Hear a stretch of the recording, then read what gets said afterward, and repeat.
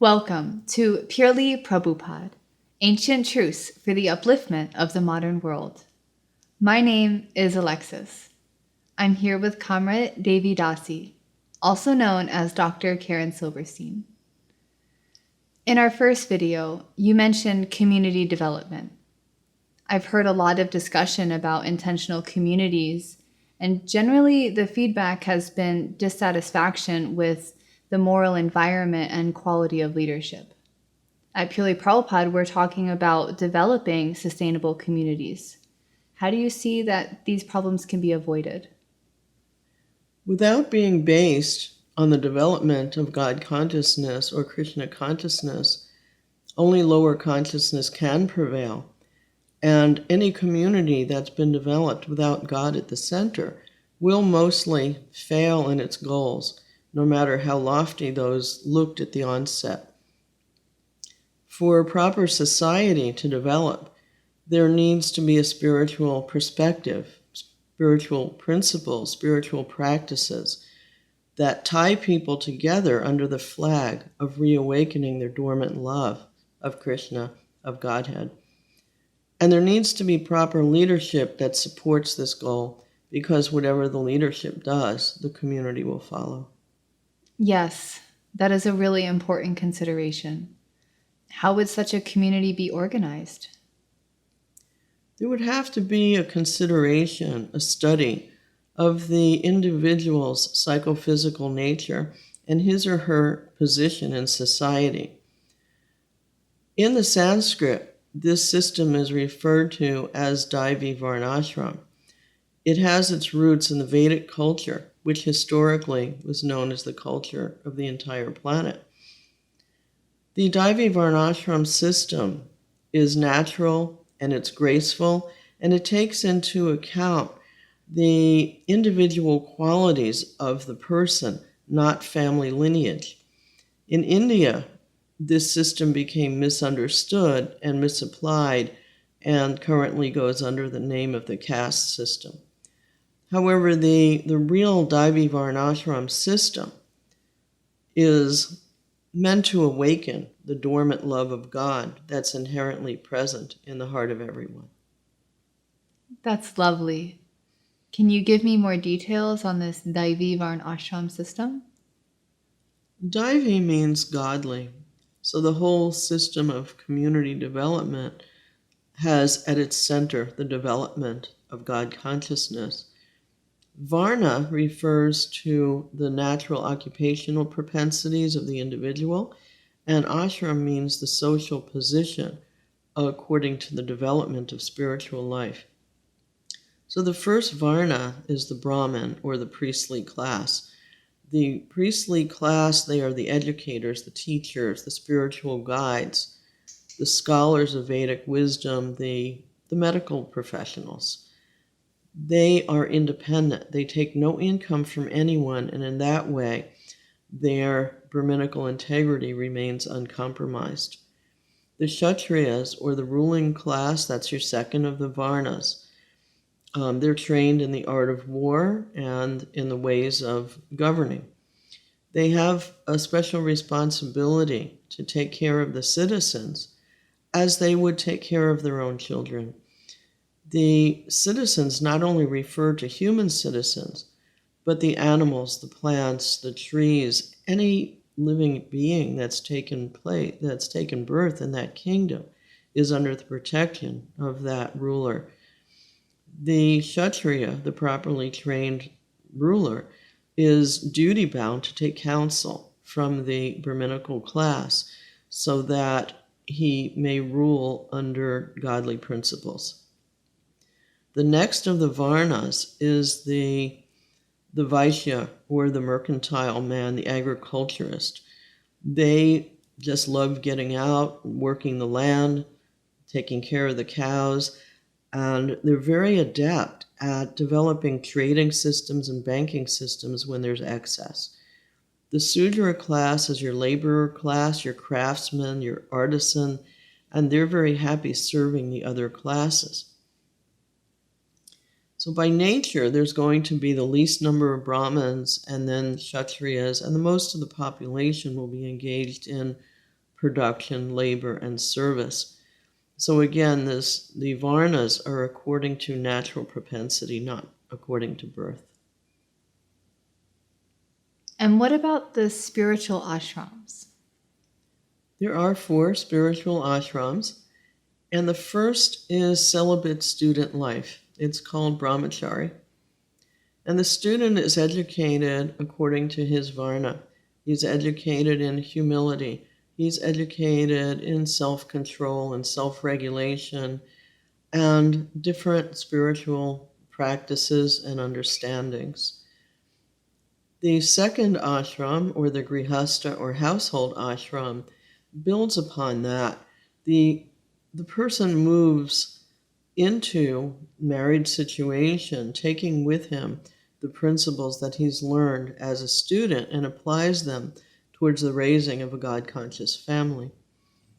The third ashram is called Vanaprast, and it's considered a kind of retirement. The family is matured, the children are grown, and the husband and wife can apply themselves more fully to their spiritual practices. After some time, the fourth ashram, where sannyas may be taken, sannyas is the renounced order of life and is generally a more active preaching role. If the progression of the ashrams is followed honestly, there's a natural development of Krishna consciousness or God consciousness. If there's a dishonesty in self-assessment, for example, thinking that the renounced order is better than the household life and is artificially entered into out of an immature understanding or some false ego issue, then it will guaranteed make chaos in the individual spiritual advancement and eventually create a disturbance in society. So there has to be an honest assessment and evaluation, even when we look at the 4 spiritual ashrams. Anyway, this is a general overview, and there are particulars that can be discussed in more detail according to individual circumstances. That's really fascinating. How does this play out in modern society? Actually, this varnashram system is very naturally in place. The system of varnashram comes directly from the Lord. And the manifestation that we see in the world is that different people are naturally attracted to different occupational duties. Some may be more interested in scholarly activities. Some may be more interested in leadership or war. Some may be more interested in agriculture or the artisan crafts or labor. There's nothing artificial at all about the system of varnashram. It's very natural. But what's been missing is how to do it with God at the center. That's created a lot of turmoil in society, that God hasn't been placed at the center of a very natural system. And in order for there to be a turnaround in the disastrous situation that's become our modern society, educated devotional leadership is required. If the leadership can't practice self-control, self-regulation, restraint, it can't be expected of the community.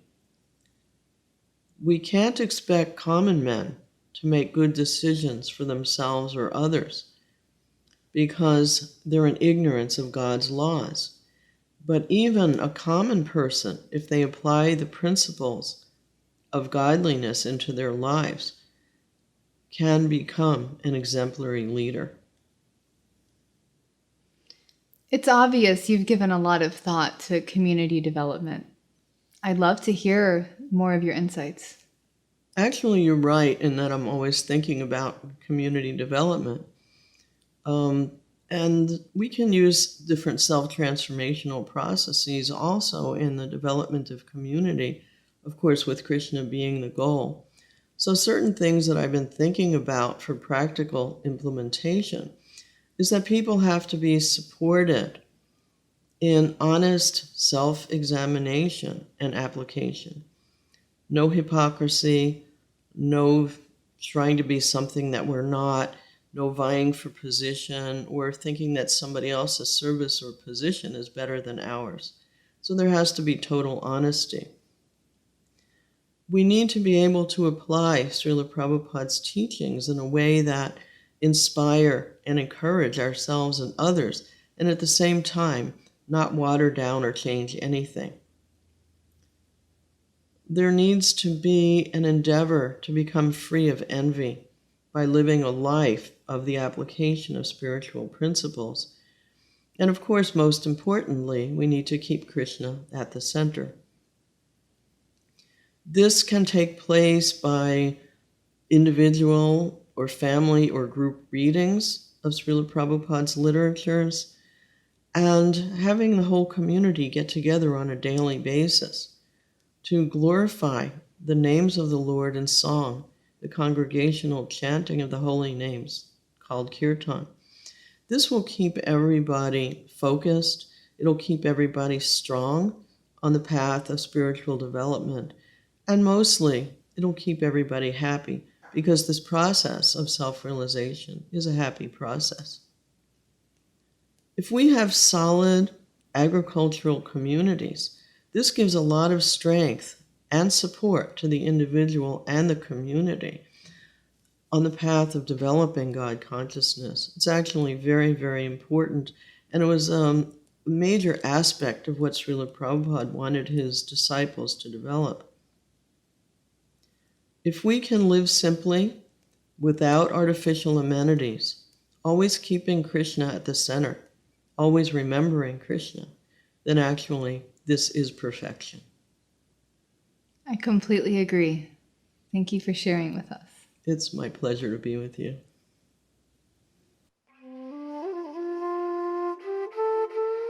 If you are interested in the subject matter of this video and would like to learn more, please visit purelyprabhupada.com. Ancient truths for the upliftment of the modern world.